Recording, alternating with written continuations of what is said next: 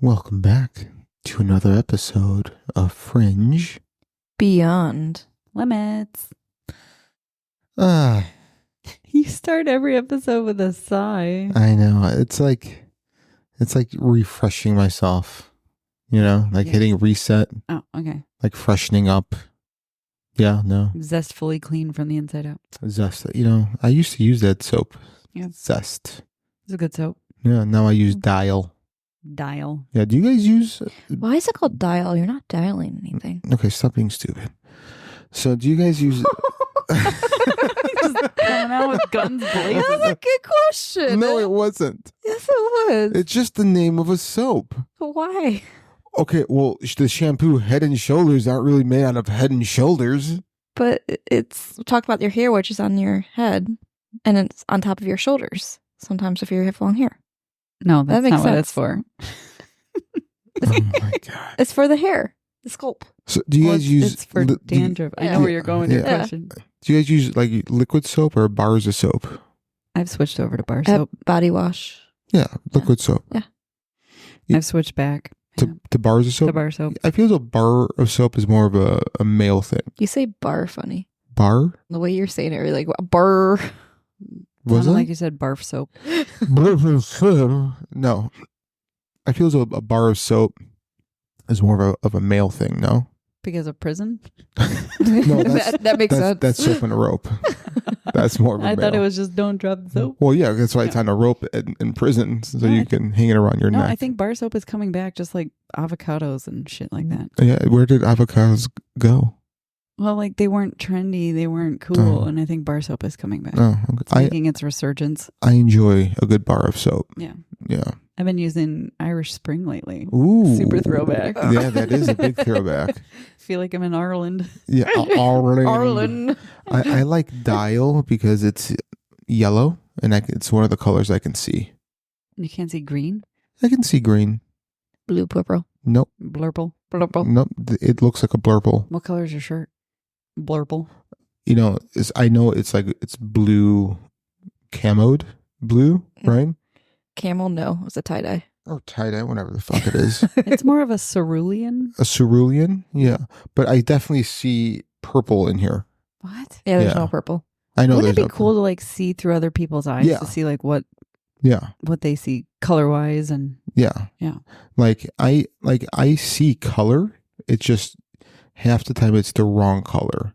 But like the bold colors, like your bold red, black, like a good yellow, a good green, orange, I can see it. When you start getting into different shades, even like grays will look blue sometimes. well, yeah, but grays can have blues. They Blue can have hues, yellows. yeah. And they can have greens and Right. purples in them. Yeah. But that's what messes me up. Yeah. And then once you get into pastels, forget about it. Yeah.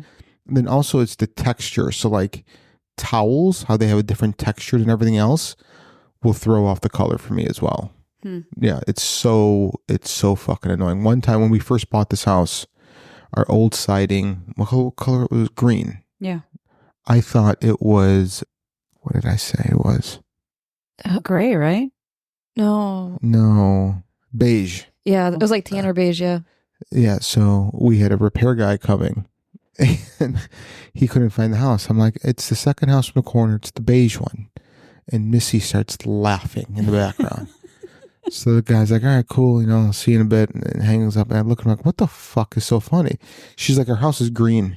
And I'm like, oh, you could have said something instead of just laughed at me. Yeah, now the guy's lost. I just see her like constantly laughing, not being able to talk because she's laughing so hard. But here's what's funny. What color is our siding now? It's like a dark blue, midnight Yeah, it's like a blue color. I picked it out. I'm like, I like this color. I know I'm not seeing the right color, but I like it. And Missy agreed. And so it's a color that I don't see correctly. Yeah.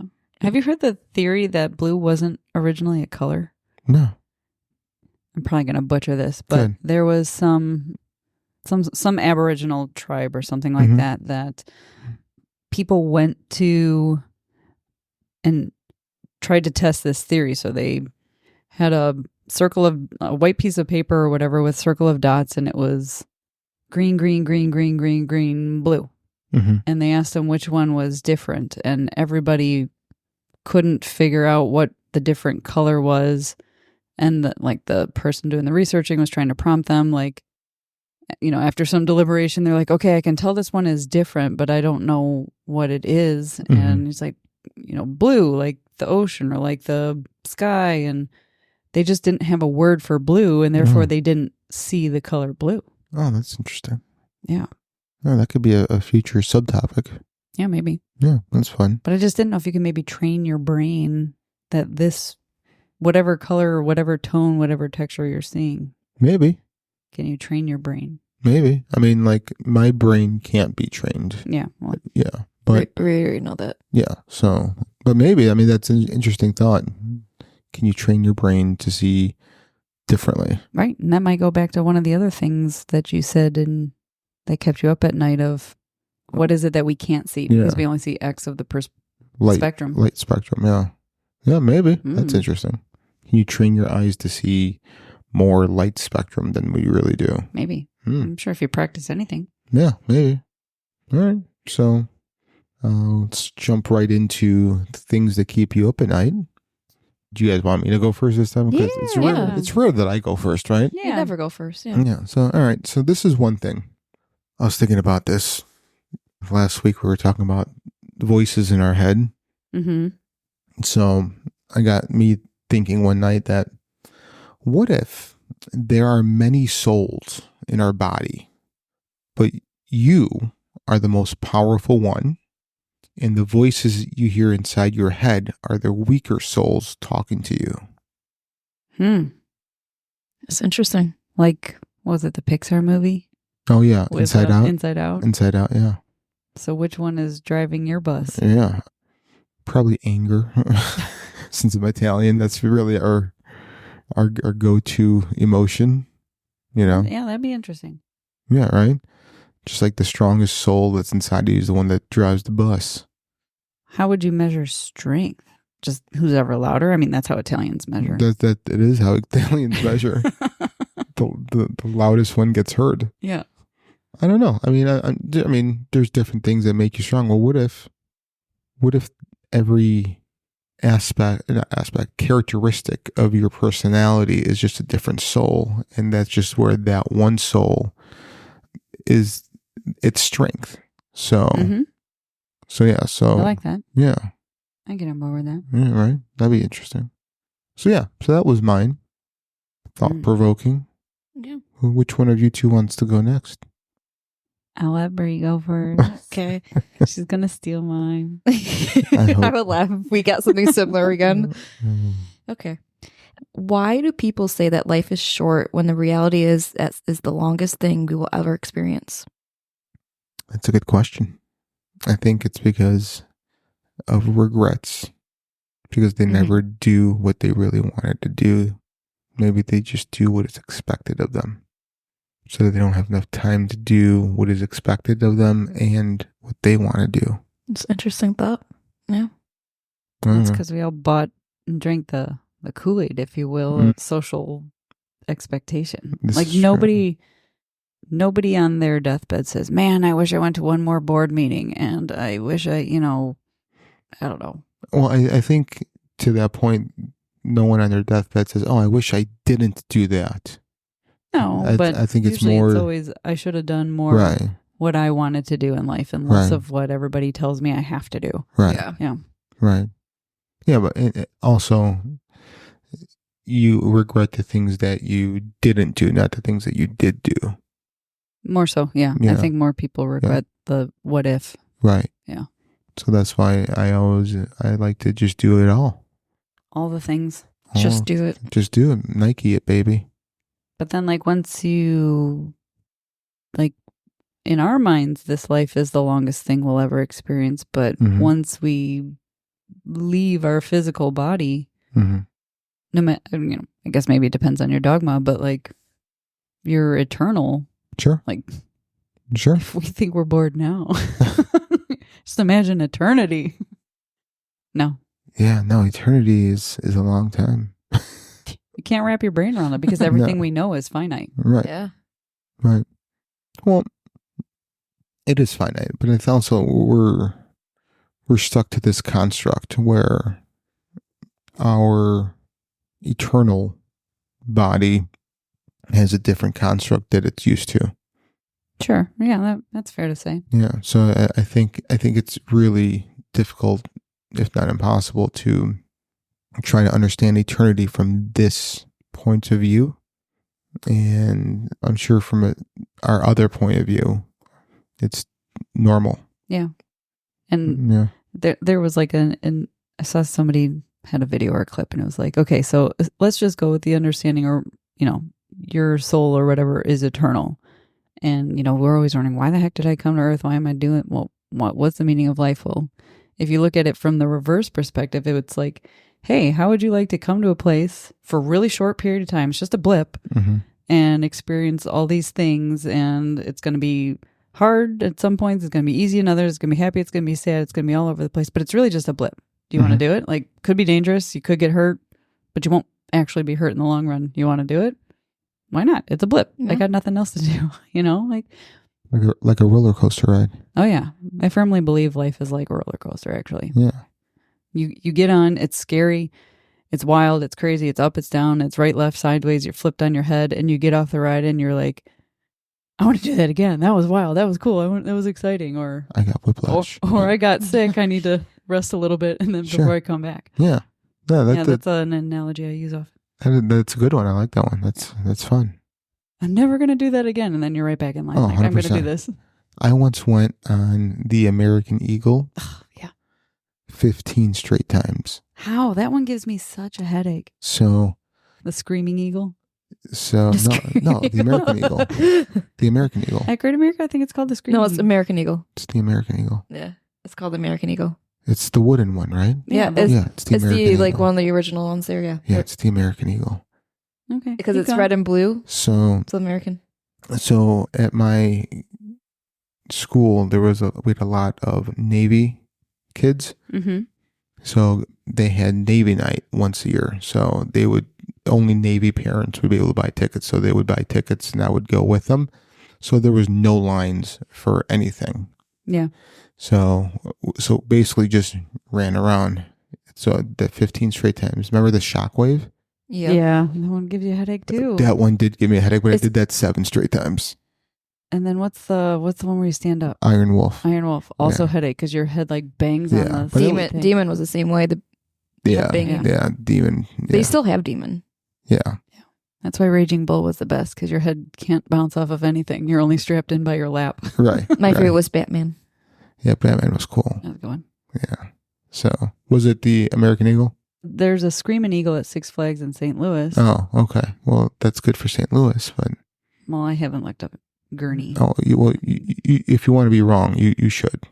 Because it'll tell you it's the American Eagle. I just need to spell Gurney. Yeah, it's PX. Mm-hmm. Yeah, you're right. Yeah, I know. I know I'm right. Well, that's just because I'm reading the headline. We are right. I'm pretty sure there was a sign up front that said Screaming Eagle. They just borrowed it from St. Louis and drove it up the week I was there. It was fun when they had one of the sides going backwards. Yeah. Yeah. That was fun. Dangerous. All right. So who's next? We just. I think it's me. Oh, you. All right. Good. So I know before I've talked about the evolving face, right before you fall asleep, where it's you see that Michael Jackson black or white video type of thing. Of pareidolia? Yeah, I suppose, yeah. Well, I also experience the rapid, ever-evolving thought. So, I don't know. You're thinking it's raining outside, and then it turns into, oh, that means there's going to be a whole bunch of worms in the driveway. And then, oh, I remember going fishing with worms with my grandpa, and then you start thinking about your grandpa used to make carrot cake, and that was the best carrot cake ever. And oh, I wonder how the carrots are doing in my garden. That daisy chain of thought, and you're where you started and where going down the rabbit hole. And when you realize oh gosh, I'm doing this. Yeah. How the hell did I get here? So those are always fun, but sometimes I try to rewind. It's okay, and I replay it backwards how I got there, and then I'm okay, let's take it forward again, like a roller coaster ride. So. Let me ask you this. So when you go on this thought cycle, mm-hmm. and you go backward, you follow it backwards, and then you hit play again, does it ever take you to a different route? Sometimes. Yeah? Yeah. Okay.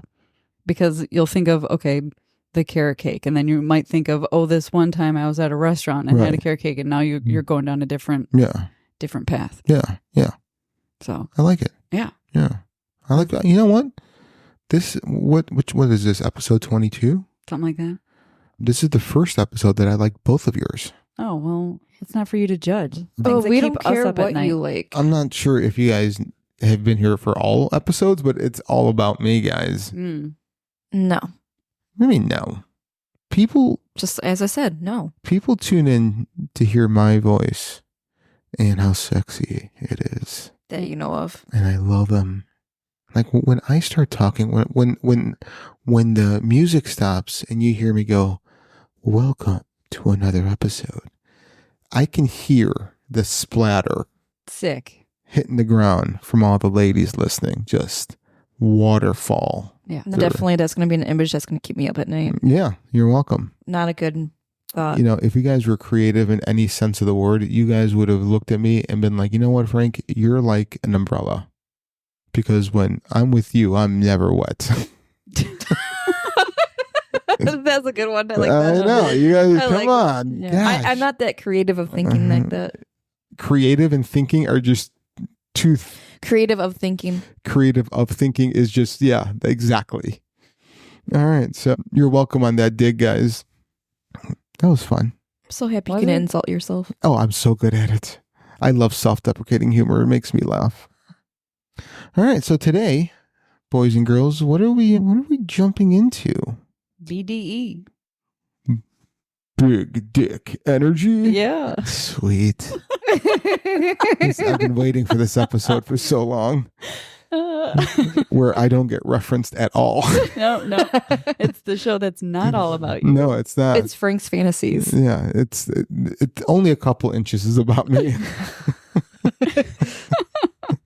No, so what are we talking about today? Bigfoot. Bigfoot. I do have a big foot. Do you guys know what size shoe I wear, I should say? 13. I think you said 13 before. I usually will buy 13s because I'm actually like a 13 and a half. And to be comfortable, if I could find the 14, I would buy a 14. But I will. That's harder to find. Yeah. So like on the spectrum, like, you know how like women, the smallest common is 6, and then if you like a 5 and 5.5s are more or less common. Same thing going up for men. It's like anything above 13 is hard to find. Like that's So like, you're the opposite of your wife. yes, because Missy's a 5 or a 5.5. Yeah. Yeah, so we're on different ends. So like I'll squeeze into a 13, and then after wearing them for all, they'll just naturally, stretch. Yeah. So, but yeah, if I could find 14s, I'd be a 14. Is there I know they have like a, what's the men's clothes? The tall, Big and tall. big and tall. Do they have like shoes You know- something like that, or they have a version of that? Nordstrom Rack have shoes that go up to like 20. T-Buzz. I know. Snowboards on their feet? 100%. I had a friend whose size was a 16, and he was also 6'8". So I mean, yeah, that makes sense. And I've wore a pair of shoes a few times, and I'm just like, what the fuck? Like I would have to roll up a sock and put it at the toes so my foot wouldn't slide. But yeah, so I do have I am part Bigfoot. Nice. Yeah. So we found the missing link. Yeah. Well, Yeah. I've never really been missing. I've just been a link. The cast-off link. Pretty much. I am the weakest link. All right. So the story of Bigfoot, also known as Sasquatch, is one that has intrigued and mystified people for centuries. This massive ape-like creature is said to inhabit the remote forests of mountainous regions of North America, particularly in the Pacific Northwest. Over the years, Bigfoot has become a cultural icon, a symbol of the unexplored and the unknown. But the legend of Bigfoot is not confined to North America alone. Across the world, from icy peaks of the Himalayas to the dense jungles of South America, stories of similar creatures have been passed down through generations. These creatures go by many names: Yeti, Yowie, Yeren, Orang Pendek, but they share common characteristics that suggest a deep global connection in human folklore. The name Bigfoot entered popular culture in 1958 following the discovery of enormous footprints near Bluff Creek in Northern California. These prints, nearly 16 inches long, were cast in plaster and became a media sensation, sparking a wave of interest in the creature. However, the origins of Bigfoot and its global counterparts date back far beyond the 20th century. Indigenous tribes across North America have long told stories of a large hairy being that roams the wilderness. These tales were not mere myths. They were integral to the cultural and spiritual lives of these communities. In this comprehensive exploration, we will journey through the rich history of Bigfoot, beginning with ancient legends and indigenous stories, and continuing through early European encounters, the rise of modern Bigfoot in the 20th century and beyond. We will also explore the global phenomenon of similar creatures in different cultures, delve into scientific theories and skeptical perspectives, and recount lesser-known stories that have contributed to the enduring mystery of Bigfoot. Whether you view Bigfoot as a real creature, a myth, or a symbol of humanity's fascination with the unknown, it's a story that continues to captivate and inspire. So before we go any further, do you guys think Bigfoot is real? I do. I think it's a possibility.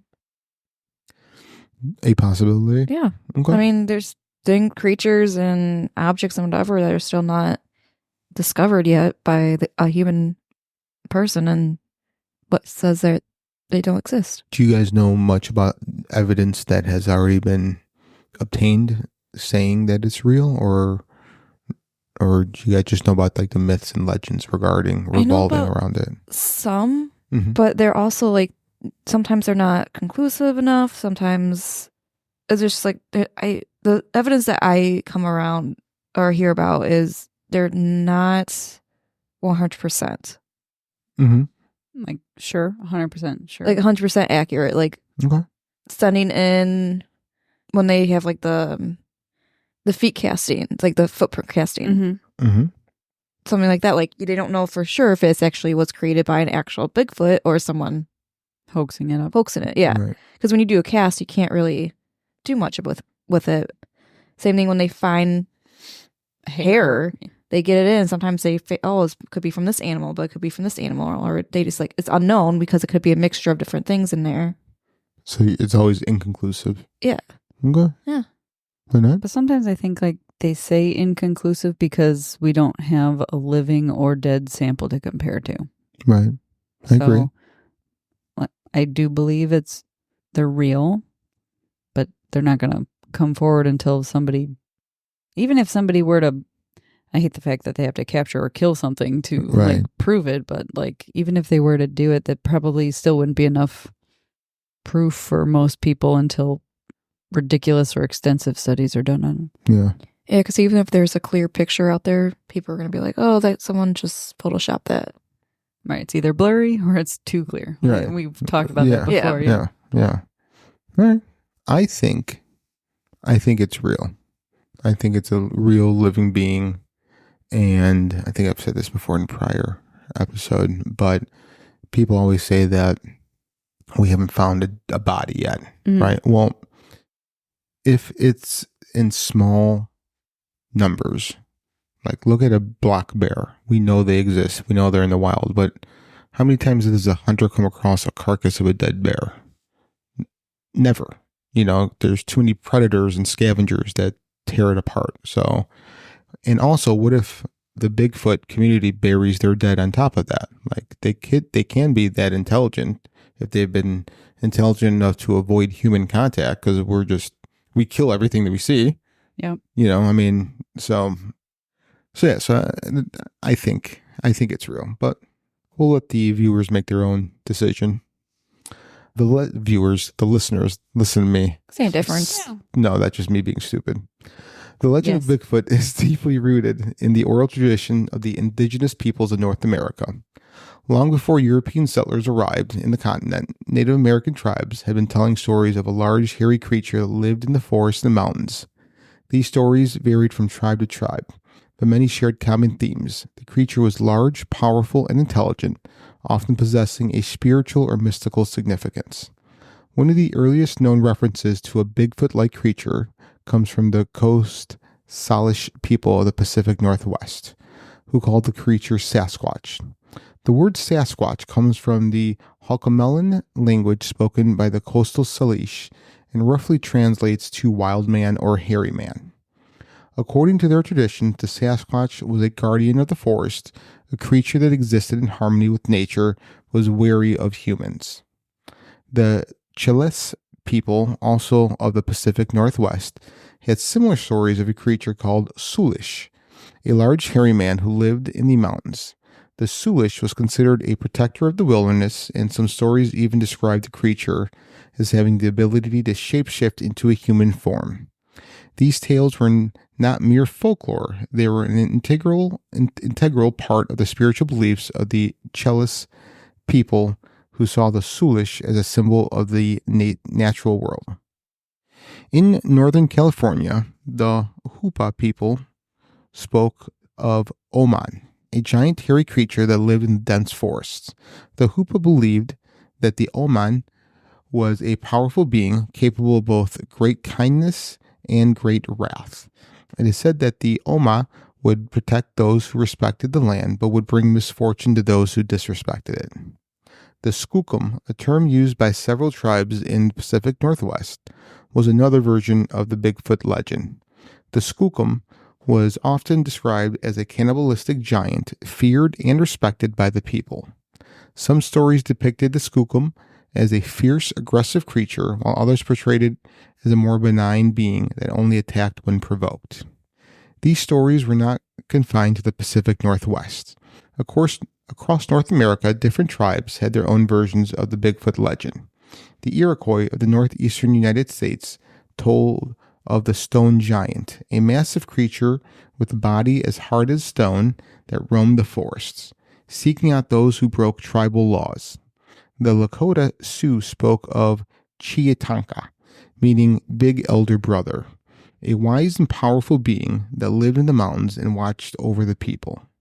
One of the lesser-known stories comes from the Cree people of Canada, who told of Wetiku, a giant hairy creature that was said to be a cannibal. The Wetiku was believed to be a person who had been transformed into a monster due to their greed and hunger, forever cursed to roam the wilderness in search of human flesh. This story, while similar to the Bigfoot legend, carried a darker, more ominous tone, reflecting the harsh realities of survival in the northern wilderness. These indigenous stories were more than just tales. They were deeply woven into the cultural fabric of the tribes, reflecting their relationship with the natural world and their beliefs about the unknown. The creatures described in these stories were often seen as guardians or spirits, beings that existed on the fringes of the human world, protecting the balance of nature. The reverence and fear with which these creatures were regarded suggests that Bigfoot legend is not merely a product of imagination, but rather a reflection of humanity's enduring connection to the wilderness. So what do you guys think there? All these stories are so similar. Do you think that they were really seeing or interacting with something? I think so. I mean, especially if like the stories that keep going, getting passed down and whatever, they're just similar things are happening. They look similar in some way, shape, or form. There is some truth behind it, so I would say, yeah. Yeah. To me, it's similar to like the flood story, how every ancient civilization has a flood story. To me, that talks to, instead of something being made up and shared, that something really did happen and each civilization witnessed it and has a story for it. There's just more evidence. Yeah, I also kind of found it interesting, the one when you were mentioning the Skookum and the reference to cannibalistic, which means that those people believe that they were potentially related to. What right? do you mean? Related? Well, when you use the phrase cannibalistic, that's eating your own kind. Oh, yeah. So it's not a bear eating people, seen as two different species, if they think of it as cannibalism, that they must believe it to be a relative or an ancestor of some sort. Yeah, that's a good point. I thought that was interesting. Yeah, that's a very good point. So it's of human descent, or maybe an ancestor that went down a different evolutionary path than humans. Mm-hmm. Yeah. So as European explorers and settlers began to move into North America continent, they encountered the vast, untamed wilderness that had been home to indigenous peoples for thousands of years. Along with the challenges of survival in this new land came stories of strange creatures that roamed the forests and mountains, creatures that the settlers could not easily explain. One of the earliest recorded accounts of Bigfoot-like creature by a European comes from the journal of Spanish explorer Alvar Núñez Cabeza de Vaca, who traveled through what is now Texas and northern Mexico in the early 16th century. In his writings, Cabeza de Vaca described encounters with a giant creature that was larger and more powerful than any human he had ever seen. Although the descriptions were vague, the account is often cited as one of the earliest references to a Bigfoot-like being in North America. In the 18th century, French-Canadian fur traders and trappers began to explore the wilderness of the Pacific Northwest. These men, known as coureurs de bois, would spend months or even years in the forest, living off the land and trading with indigenous peoples. During this time, they began to hear stories from the local tribes about a massive, hairy creature that lived in the mountains. Some of the trappers claimed to have seen the creature themselves, describing it as a wild man or hairy giant.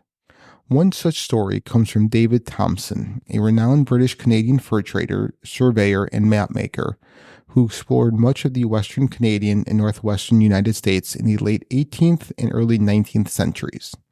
In 1811, while traversing the Columbia River in what now is British Columbia, Thompson reported finding large human-like footprints in the snow measuring about 14 inches long. Thompson, who was known as his meticulous record-keeping, documented the find in his journal, speculating that the prints could belong to a large bear or another unknown creature.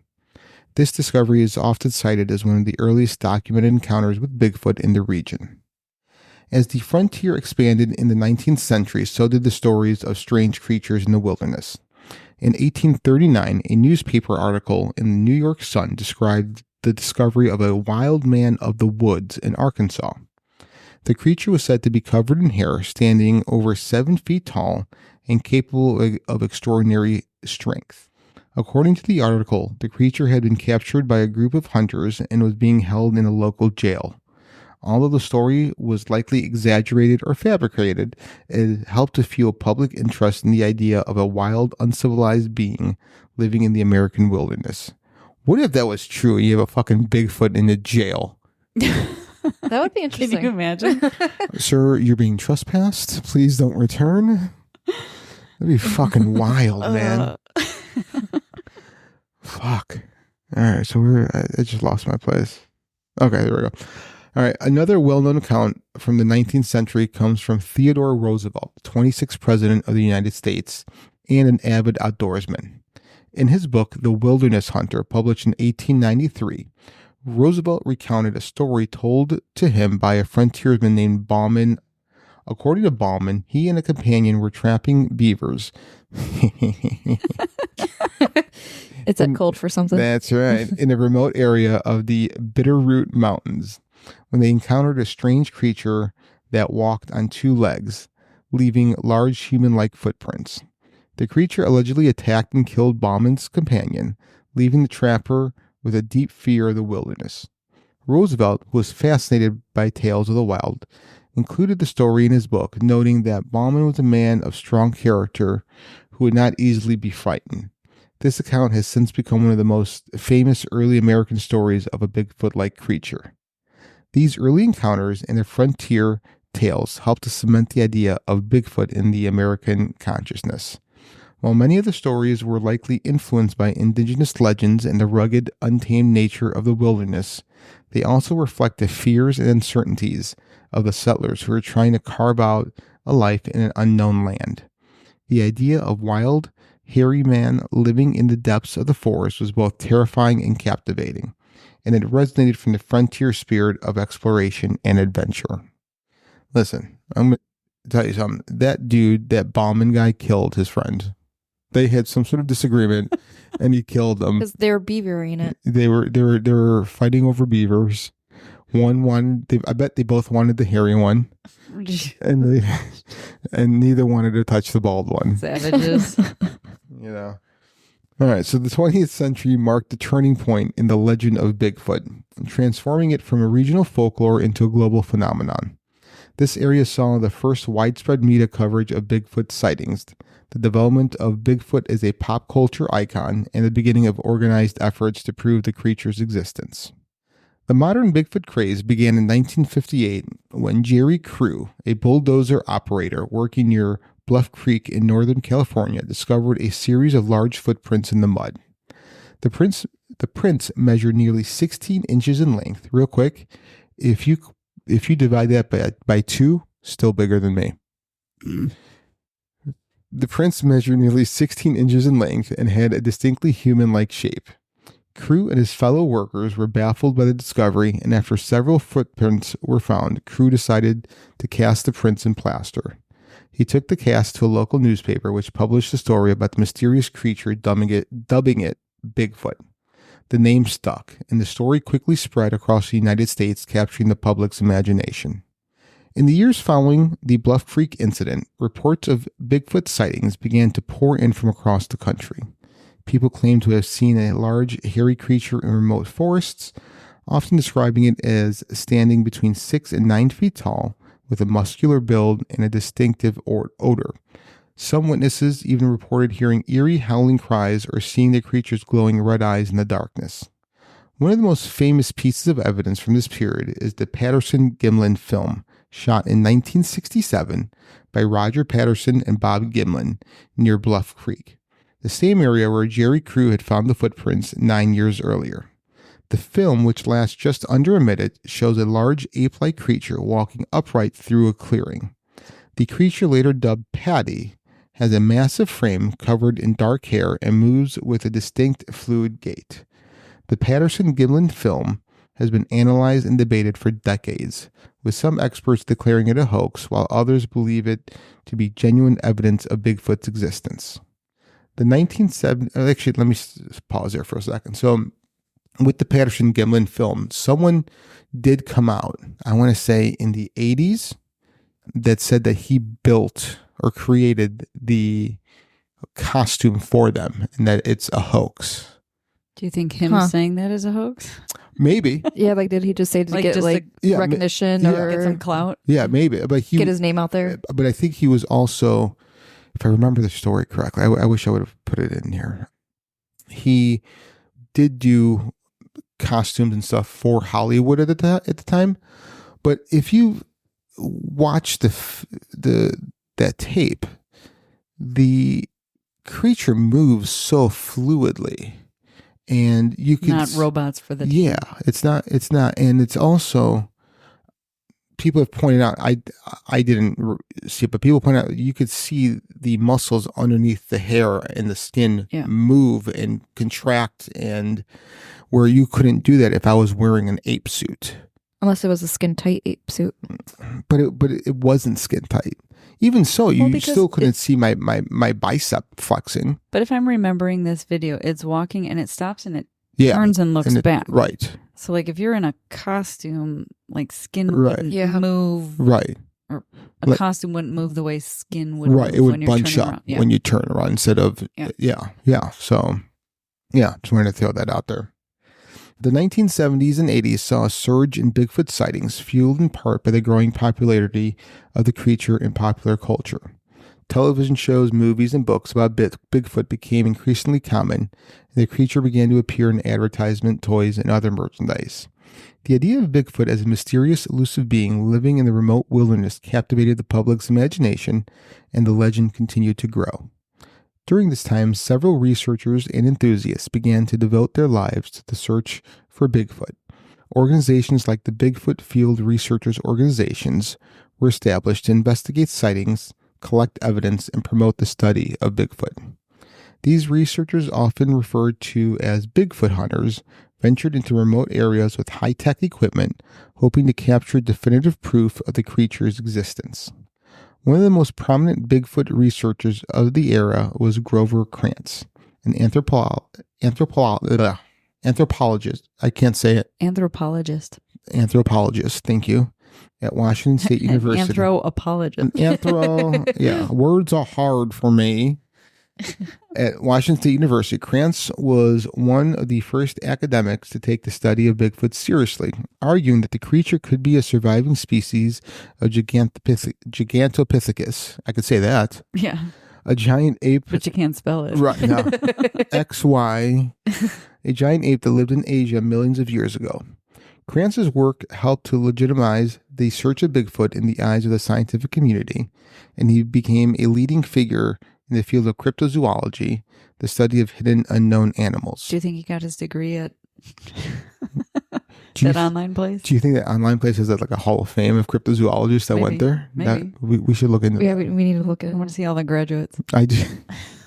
I kind of want to like look up like famous cryptologists and like see where they got their famous what? Cryptologist. What? Cryptozoologist.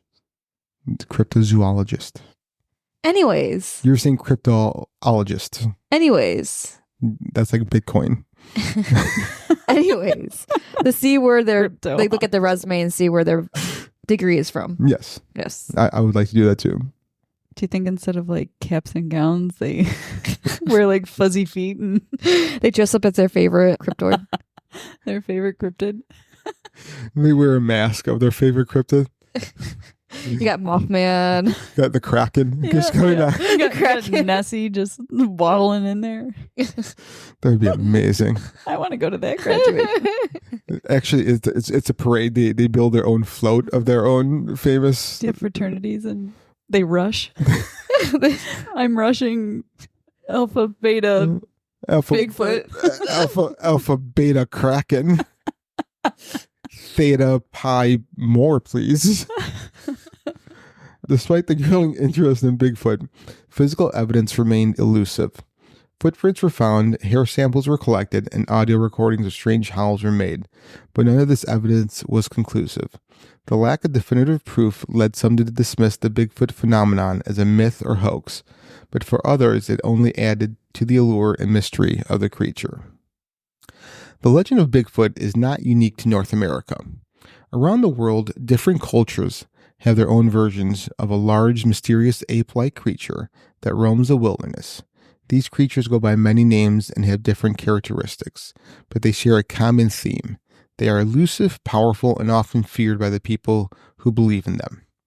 One of the most famous global counterparts to Bigfoot is the Yeti, also known as the abominable snowman, which is said to inhabit the Himalayan mountains. The Yeti is often described as a large ape-like creature covered in white or gray fur, adapted to the harsh, cold environment of the high mountains. The legend of the Yeti has been part of a Tibetan and Nepalese folklore for centuries, with stories of the creature being passed down through generations. The Yeti is often seen as a protector of the mountains or a spiritual being that watches over the people who live there. The first reported sighting of the Yeti by a Westerner occurred in 1921 during a British expedition of Mount Everest. Lieutenant Colonel Charles Howard Bury, the leader of the expedition, reported seeing large footprints in the snow of an altitude of over 20,000 feet. Howard Bury speculated the prints belonged to a large unknown animal, possibly a bear, but local Sherpas insisted that they were made by the Yeti. The story was picked up by the media, and the legend of the Yeti quickly became a global sensation. In Australia, the Yowie is the local equivalent of Bigfoot. The Yowie is described as a large, hairy, ape-like creature that lives in the remote forests and mountains of the Australian outback. The legend of the Yowie has been part of Aboriginal folklore for thousands of years, the stories of the creature being passed down through oral tradition. The Yowie is often depicted as a fearsome being capable of great strength and violence, and is sometimes associated with supernatural powers. Question. Yowie. Answer. Yowie. Where was the Yowie when the Australian army The emu fought the emus? Check our archives for that episode. Yeah. I think they were standing on the Uluru Rock and filming it all. Oh, okay. Okay. They're probably cheering on the emus. You think so? You think they were placing bets?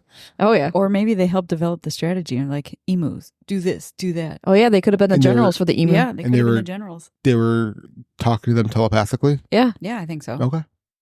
One of the earliest recorded sightings of the Yowie by European occurred in the 19th century when a settler named Hamilton Hume reported seeing a large hairy creature in the Australian bush. You're such a child. It's like when someone says, go to page 69. I mean, seriously. How can Large hairy creature in the Australian bush. How can you not laugh I at mean, that? it's pretty. I mean, It's come pretty on. good. I know. Hume described the creature as standing over 6 feet tall, with long arms and a face covered in hair. Over the years, there have been numerous reports of Yowie sightings, particularly in the eastern part of Australia, but like Bigfoot, no definitive proof of the creature's existence has been found. In China, the Yeren is the local version of Bigfoot. The Yeren, which means wild man in Chinese, is said to inhabit the remote forests of the Hubei province in central China. The Yeren is often described as a large ape-like creature with reddish-brown hair standing over 7 feet tall. The legend of the Yeren has been part of Chinese folklore for centuries, with stories of the creature being passed down through generations. One of the most famous Yeren sightings occurred in 1976 when a group of farmers in the Shenandoah region of Hubei province reported seeing a large hairy creature in the forest. The farmers described the creature as standing over 6 feet tall, with long arms and a face resembling that of a human. The Chinese government took the reports seriously and launched an official investigation, but no conclusive evidence was found. In Indonesia, the Orang Pendek is a small ape-like creature that is said to inhabit the remote forests of Sumatra. The Orang Pendek, which means short person in Indonesian, is often described as a small human-like being covered in hair, standing about 3 to 4 feet tall. The legend of the Orang Pendek has been a part of the Indonesian folklore for centuries, with stories of creature being passed down through the generations. One of the most famous Orang Pendek sightings occurred in 1923 when a Dutch explorer named Dr. E. Westenik reported seeing a small hairy creature in the forests of Sumatra. Westenik described the creature as standing about 3 feet tall, with long arms and a face resembling that of a human. Over the years, there have been numerous reports of Orang Pendek sightings, but like Bigfoot, no definitive proof of the creature's existence have been found. A tiny Bigfoot. So, What if it was a baby Bigfoot? well, so if you kind of look at like the people in these places, like in Indonesia, like they're smaller stature people, which is weird that if you look at like Bigfoot, Yeti, were, lack of a better term, normal statured people, it's a huge animal, right? Yeah. 7-8 feet tall. You look at Indonesia where it's smaller statured, you're looking at a much tinier version. It's kind of weird that it sways so much in those areas. Also, like, just from a biological standpoint, anything living on an island tends to be proportionally smaller from like a resourcing. And So like a fish. well, fish don't live on islands. Right, but a fish will only grow. A fish in a fish bowl. Fish tank, will only grow to the size of its surrounding. Yeah. Yeah. Okay. We're all fish. We are all fish. That's why when you live in the Midwest, we're 9 feet tall and 9 feet round. 9 feet around. A lot of room out here. The Almas of Mongolia is another example of a Bigfoot-like creature from global folklore. The Almas, which mean wild man in Mongolian, is said to inhabit the remote mountains of Mongolia and parts of Russia. The Almas is often described as a large, hairy, human-like creature standing over 6 feet tall. The legend of the Almas has been part of the Mongolian-Russian folklore for centuries, with stories of the creature being passed down through generations. One of the most famous Almas sightings occurred in 1925 when a group of Russian soldiers reported seeing a large hairy creature in the mountains of the Caucasus. The soldiers described the creature as standing over 6 feet tall, with long arms and a face resembling that of a human. The story was reported in the Russian media, and the legend of the Almas became part of popular folklore. These global legends and similar creatures suggest that the idea of a large, mysterious, ape-like being is a common theme in human culture. Whether these creatures are based on real animals, misunderstood encounters with unknown species, or simply the product of human imagination, they have captured the human imagination for centuries. The similarities between these legends suggest that the idea of a wild, hairy man living in the wilderness is a deeply ingrained part of human culture, reflecting our fears, hopes, and fascination with the unknown. I think there's something to it. There's too many sightings from too many different types of people in too many different parts of the world to say that there isn't something out there. I agree. And I learned something new about, I've never heard of Almas or Orang Pendek. Orang Pendek, and there was one, the urine. I didn't know that one either. Yeah. Sounds like it's urine's like urine. You're urinating. Urine. Trouble. Yes. The search for Bigfoot has attracted not only enthusiasts and folklore lovers, but also scientists and researchers who are interested in understanding the phenomenon from a scientific perspective. Over the years, various theories have been proposed to explain the existence of Bigfoot, ranging from the plausible to the speculative. One of the most widely discussed theories is the Gigantopithecus hypothesis. Try saying that 5 times fast. Gigantopithecus hypothesis was a genus of large apes that lived in Asia millions of years ago. Fossil evidence suggests that Gigantopithecus could grow up to 10 feet tall and weigh over 1,000 pounds, making it the largest ape to have ever lived. Some researchers believe that Bigfoot could be a surviving descendant of Gigantopithecus, which somehow migrated to North America and adapted to life in the forests. The Gigantopithecus hypothesis is supported by the fact that many Bigfoot sightings describe a creature with similar characteristics: large size, upright posture, and ape-like features. However, there are several challenges to this theory. First, no fossil evidence of Gigantopithecus has been found in North America, and it is unclear how such a large animal could have migrated from Asia to the Americas. Second, Gigantopithecus was primarily a herbivore, and its large size would have made it difficult for the creature to remain hidden in the dense forests of North America. Another theory is that Bigfoot is a surviving species of a hominid, a distant relative of humans that has managed to evade detection. Some researchers believe that Bigfoot could have related to Neanderthals or Denisovans, two extinct species of hominids that lived alongside early humans. This theory is based on the idea that Bigfoot's human-like appearance and behavior could be the result of a shared ancestry with humans. The hominid theory is intriguing because it suggests that Bigfoot could be a living relic from a time when multiple species of hominids coexisted on Earth. However, like Gigantopithecus hypothesis, this theory faces several challenges. First, there is no fossil evidence to support the existence of a hominid species in North America that could be related to Bigfoot. Second, the idea with a large, intelligent creature could remain hidden from modern science for so long is difficult to reconcile with what we know about the natural world. Isn't that just... I fucking hate that excuse. I hate that people say, well, we don't have skeletal remains. We don't have fossil remains. Mm-hmm. Well, think about all the fucking creatures that are currently living now. Do we have fossil remains? No. Of every Fossils single... are really fucking rare. Yeah. They're very rare. Right. Like, think about all the different creatures and species that have lived for the past 100,000 years. Right. We don't even have 1%. Right. Right. On top of it, of the skeletal remains that they've found, there's really... I took an anthropsychology, I think it was like, I don't know, it was a really interesting course in college, but I can't remember the fucking name of it. Good job.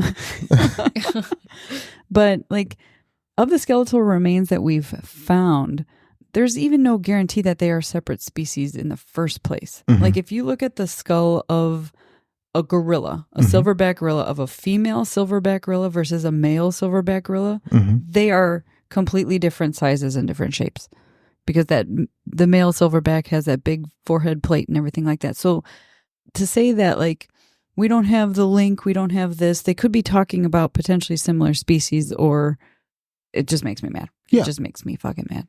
Agreed. I think this also goes back to what we've discussed before, is that there isn't really one person that has multiple trainings in different fields. Everyone's just so specialized. And that's half the problem. Right. Yeah. No, I agree. Nobody thinks outside the box. And if you do, you're labeled a kook. Yeah. And, we don't have healthy scientific debate. No. Like we did when we first established the scientific model. Right. I agree. It's more important about being right or being with the status quo paradigm. Yeah. Yeah, exactly. So I agree. Well, I mean, that's why we have this podcast, right? That's, we talk about these fringe topics. Because nobody's out there to tell us. Yeah. No man's going to tell me how to think and what's right. I will think. You can't tell me what to do. I will think of the fringe beyond the limits. I don't know. I have no idea what voice that is. Going on? I don't either. I think you just got possessed. I think I just had a stroke. A little bit. Just had a stroke. Skeptics of the Bigfoot phenomenon argue that the creature is nothing more than a myth, a combination of hoaxes, misidentifications, and the human desire to believe in something extraordinary. They point to the lack of definitive evidence such as body or skeleton, and that many cases where supposed Bigfoot sightings turned out to be bears, misidentified animals, or outright fabrications. One of the most famous cases of a Bigfoot hoax occurred in 2008 when two men from Georgia, Rick Dyer and Matthew Whitten, claimed to have found the body of a dead Bigfoot. The men released photos of the creature and even placed it in a freezer, inviting the media to come and examine it. However, it was later revealed that the Bigfoot was nothing more than a costume stuffed with animal parts. Gross. The hoax was widely condemned and it damaged the credibility of Bigfoot research. Who the fuck does that? Psychopath. Oh, Apparently, Rick and Matt from Georgia. From Georgia. Thank you, Rick and Matt. Idiots. Despite the skepticism, the search for a Bigfoot continues. Researchers and enthusiasts argue that the absence of evidence is not evidence of absence, and that the vast, unexplored wilderness of North America could still harbor a creature like Bigfoot. They point to the many cases where new species have been discovered in remote areas, often after being dismissed as myth or legends for years. In recent years, advances in technology have provided new tools for Bigfoot researchers. Trail cameras, drones, and thermal imaging devices are now commonly used in Bigfoot expeditions, allowing researchers to cover more ground and capture potential evidence. DNA analysis has also become an important tool, while researchers collecting hair, blood, and other samples from alleged Bigfoot encounters for testing. While no definitive proof of Bigfoot's existence has been found, the search for the creature has contributed to our understanding of the natural world and the limits of human knowledge. The Bigfoot phenomenon has also sparked important discussions about the nature of belief, the power of folklore, and the ways in which humans interact with the unknown. Do you guys want to do a Bigfoot hunt? Yes. Sure. Take the show on the road? Yes. That means you have to go camping. No, I don't. Yeah. Yeah. Because you can't stay in a hotel and find a Bigfoot. Yes, I can. No, you can't. They didn't stay at a Holiday Inn. You don't know You that. want to spend like 24 hours out there. I bet you like the Dr. Bigfoots have stayed in Holiday Inn Expresses. No. Or I can Hansel and Gretel it. And they probably do like breadcrumbs after like all the way 3 up to my days. Holiday Inn. They probably go to Holiday Inn after like 3 days of searching for it in the woods or forest. Why can't I go in the woods at nighttime with them and then resort back to a hotel room during the day? Why does it to have nap? to be at night? Why couldn't it be during the daylight? I think a lot of them go out at night because they think that. Did they go to the clubs too? Probably they go.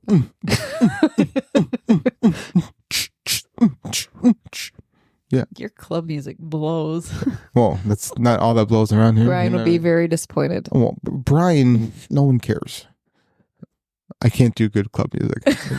That's one of my that's one of my limitations. Have you ever been to a club? Oh yeah. Really? I've been to raves. No, you haven't. Oh, 100% I have. No. Yeah. You went to a club with me once. Yeah, I went to a club with her once. I cannot picture you in a club. I've been to raves. Were you wearing puka shell necklace at the time? What? Oh, that's all I was wearing. With his blonde hair. Yeah, my blonde hair. I was like, and he's got the glasses on backwards on behind his head. Oh god, yeah. Total douchebag. 100%. I have the douchebag jersey. And what do they wear? Like the long sleeves with the button up, rolled up. Yeah. Yeah. Yeah.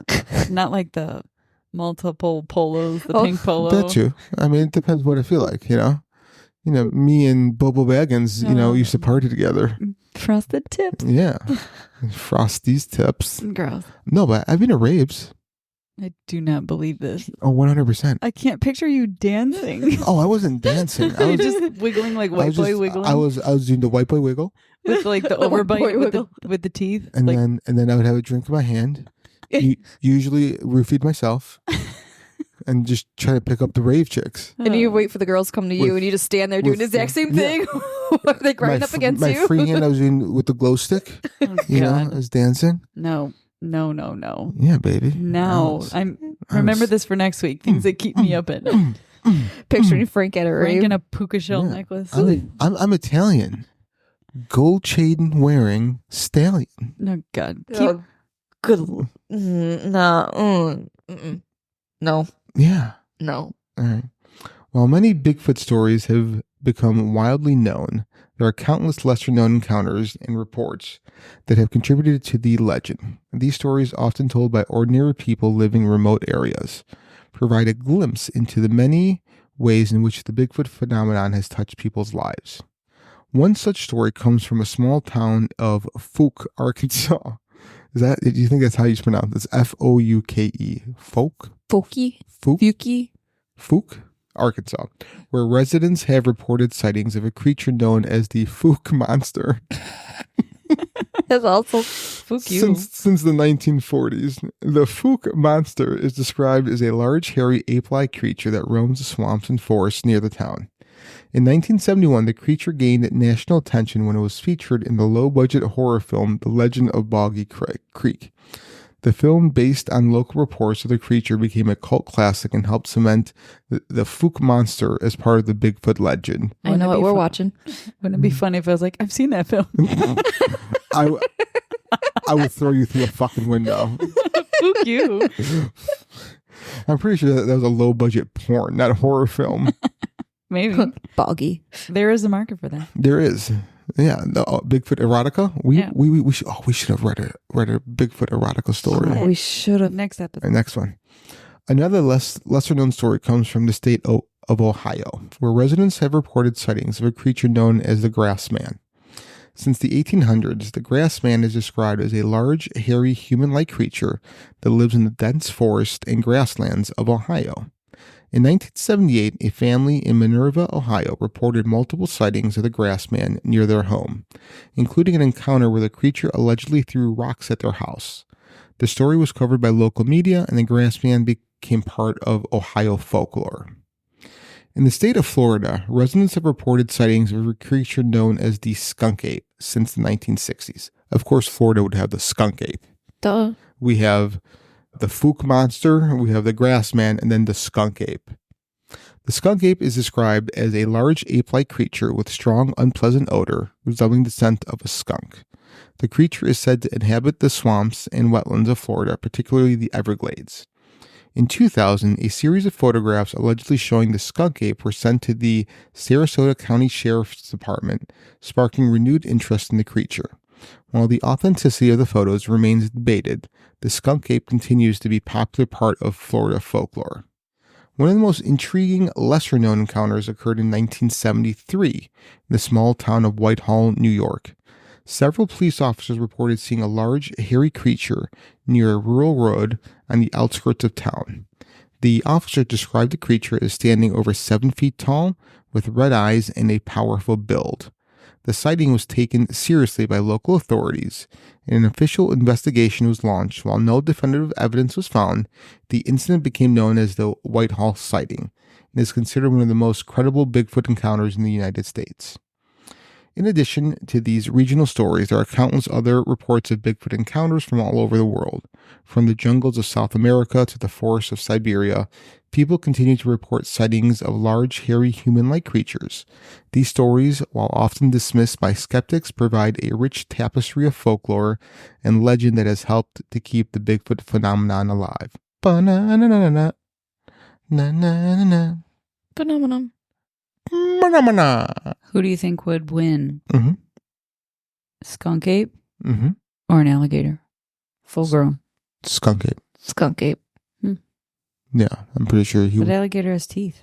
Like So does- sharp teeth. Yeah, but I'm pretty sure the skunk ape would be able to pick him up over the tail and just smash him like Hulk. Like Hulk smash. Oh, okay. Hulk smash.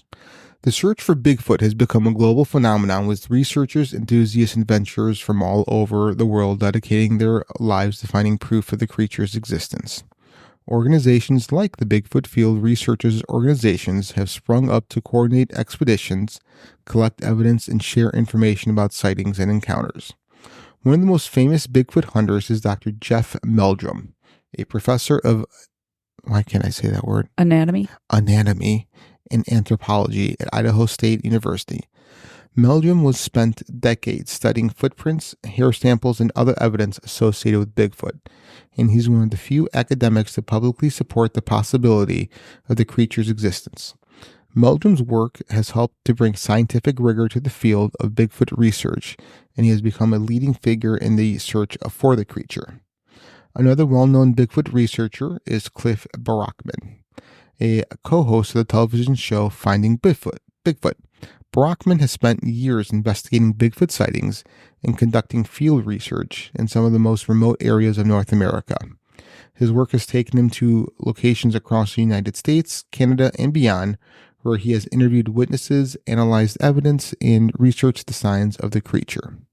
In addition to these researchers, there are countless amateur Bigfoot hunters who venture into the wilderness every year in search of the creature. Some of these individuals are driven by a lifelong fascination with Bigfoot, while others are motivated by the desire to prove that the creature is real. These expeditions often involve camping in remote areas, setting up trail cameras, and using night vision and thermal imaging equipment to scan the forest of signs of Bigfoot. The search for Bigfoot has also had a significant impact on tourism and local economies. In many areas where Bigfoot sightings have been reported, towns and communities have embraced the legend as a way to attract visitors. Bigfoot-themed festivals, museums, and tours have become popular attractions, drawing people from all over the world who are eager to learn more about the creature and perhaps even catch a glimpse of it themselves. In Willow Creek, California, the self-proclaimed Bigfoot capital of the world, the legend of Bigfoot is a major part of the local culture. The town is home to the Bigfoot Museum, which features exhibits on the history of Bigfoot sightings, as well as artifacts like footprints, casts, and hair samples. Every year, the town hosts the Bigfoot Days Festival, a celebration of all things but Bigfoot that includes parades, music, and guest speakers. Do you think that during these parades or at the museum, the Bigfoot is anatomically correct? Like, do you think that if they're showing a male Bigfoot, they're showing a male big penis? I thought you were specifically talking about the foot. If the bone structure of the foot was anatomically correct. I was like, why the fuck are you asking me that question? Well, I'm not. I mean, that's number one. Do you think? No. No?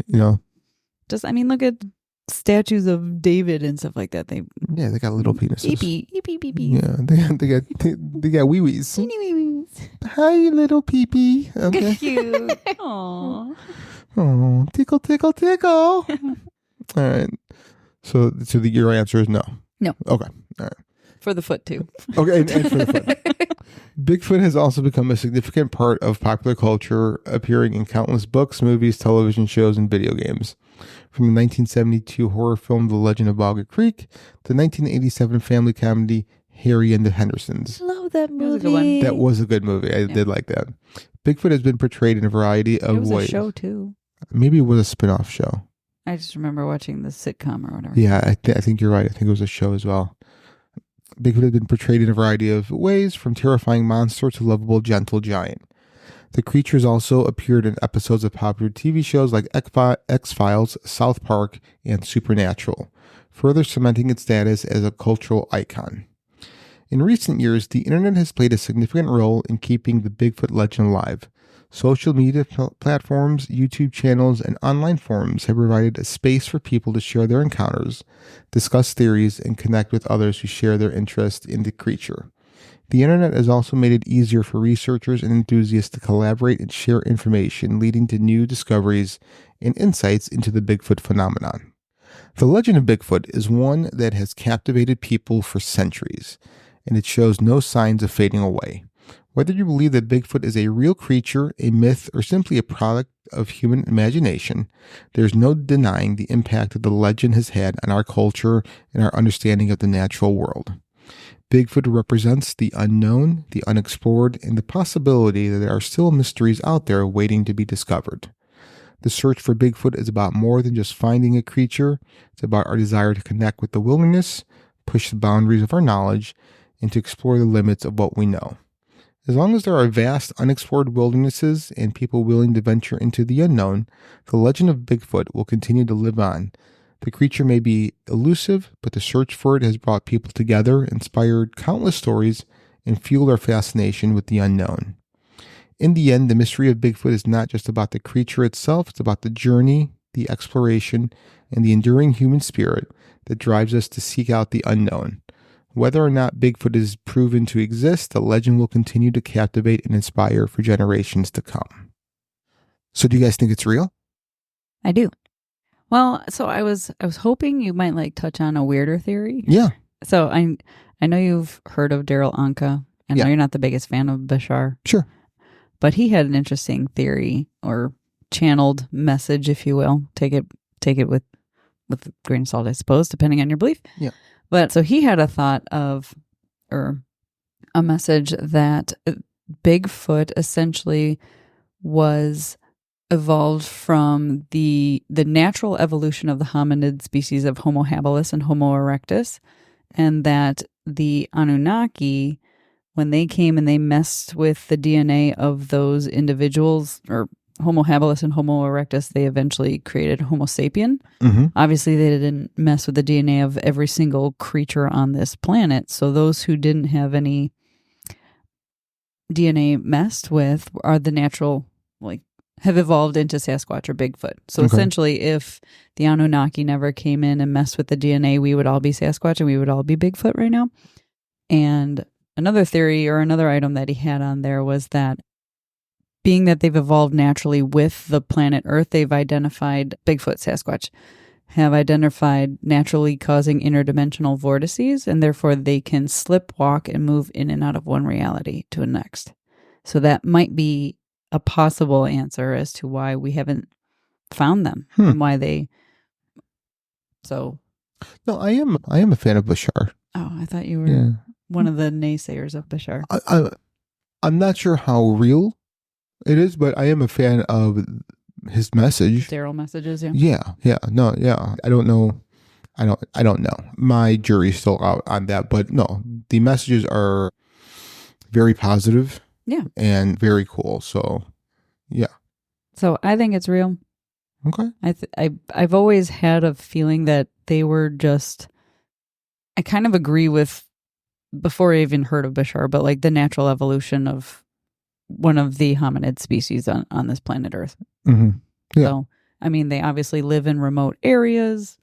They're not going to have maybe as much opportunity for mixed DNA, or maybe as Homo sapiens spread out, that's where they retreated to. Right. Either way. But yeah, I think they're somehow relatives. Yeah, no, I agree there. Bree? I think there's some type of creature out there, either exactly how they describe or something similar, yeah. Yeah. Do you think it's flesh and blood, or more interdimensional, or more mythical, like magical? Flesh and blood. You think it's just normal? Just like an animal or a being or whatever that we just haven't discovered yet. Okay. Like fully discovered. Okay. Yeah. I think there is something out there. I would like it to be like an interdimensional being, that it's evolved in a more of a spiritual linear way, where we went more Technology and what's the word I'm looking for? What's the opposite of abstract? concrete. Concrete. Yeah, concrete. So, yeah, I think it's real. I want to hold one. And would you bang a Bigfoot? If it doesn't stink, Okay, so if it bathes, maybe. maybe. Wow, we got a baby. I'll have to see what it looks like first. Looks like a Bigfoot. Well, we don't know exactly what Bigfoot looks like. People say stuff, but we don't know exactly. Don't look at me like that. Why not? Only if it had a nice personality. Does it have If to be? Bigfoot can make me laugh, then maybe. I can make you laugh. What's going on here? That's why I'm she said. That's laughing why she said at maybe. you. Oh, that's the difference. All And right. she also said maybe. Yeah. It's not a guarantee. I would bang a Bigfoot. Yeah. Yeah. So. Do you think they would be insulted? Like, don't call me Bigfoot. Like, my feet are normal. Do you think Bigfoot You're foot is? shaming me. This is true. They might be upset with us. That's why they don't come by us. Yeah. Is he really big or really small? Wait, what? Bigfoot. What about him? Is his dick really big or really small? Oh. I would assume it's all, the same. But what if it's opposite of his nickname? So you think this 8 What if foot he's got a itty giant? tiny like 1 inch thing? Then Little micro peni. you'll be satisfied either way. Yeah. What if they don't have sex? Yeah. No. What if they use their finger like an alien? Yeah. In our last episode. What if they're so spiritually evolved they don't need to have sex? They What just telepathically connect with one another. What if it's like the thing? Have you guys seen or done the movie Demolition Man? What? Nope. No. All right. That's not gonna sit well. Sorry, your joke fell flat. I'm gonna say I never even heard the movie. It wasn't a joke. It was like they Oh. they put it's like virtual reality sex they have. They don't they don't exchange fluids. So it's like virtual reality. So I'm like, what if it's like telepathic sex?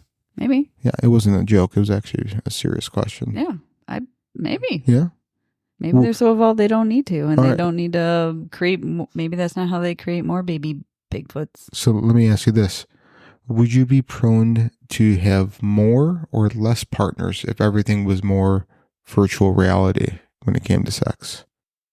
Well, societally, it'll be less. The population will go down. No, I mean like sex. Like would you have sex with more people if it was all virtual reality? Like the Black Mirror episode. I've never seen Black Mirror. I need you to watch. Okay, listen.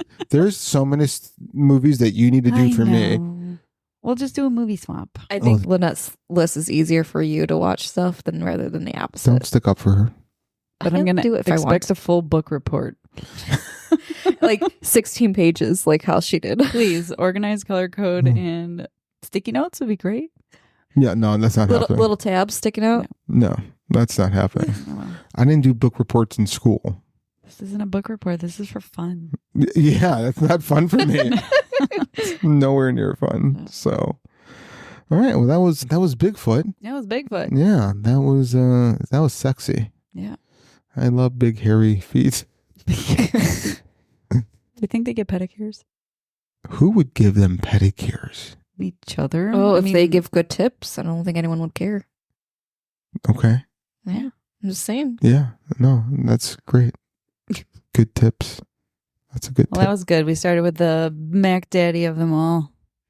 Yeah, this is true. The Yeah. Mac Daddy of cryptids. There's more cryptids. There's more to come. So, anyway, thank you for listening, everyone. My name is Frank, My name is Bree. And this is Lynette.